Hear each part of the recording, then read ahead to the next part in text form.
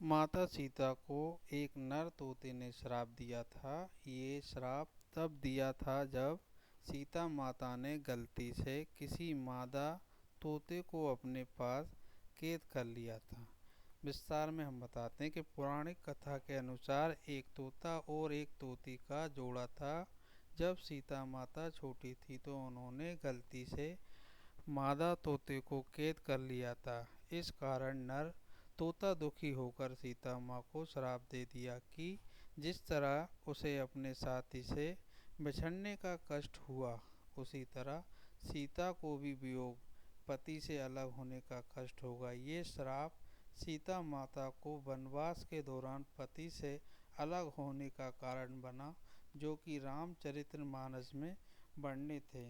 इसी कारण से सीता जी को श्री रामचंद्र जी से अलग होना पड़ा था।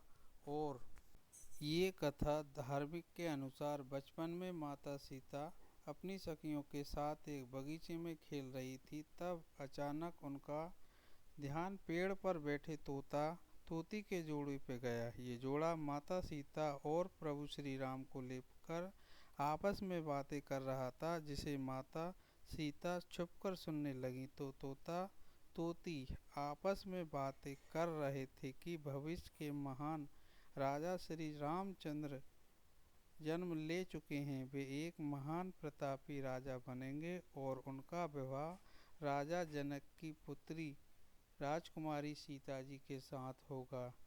तोते के जोड़े से अपने बारे में सुनकर माता सीता आश्चर्यचकित होकर उनके पास पहुंची और तोते के जोड़े से कहा कि जिस राजकुमारी सीता की आप दोनों बात कर रहे हैं, वे ही जनक पुत्री राजकुमारी सीता हैं। आप दोनों को मेरा भविष्य कैसे पता है? तब तोते ने कहा कि वो और उसकी पत्नी दोनों ही महर्षि वाल्मीकि के आश्रम के पेड़ पर रहते हैं।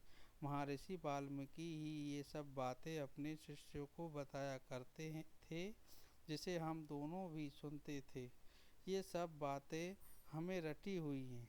अपने भविष्य के बारे में और ज़्यादा जानने की इच्छा से माता सीता ने तोते के जोड़े को अपने साथ महल में रखने की इच्छा जताई थी।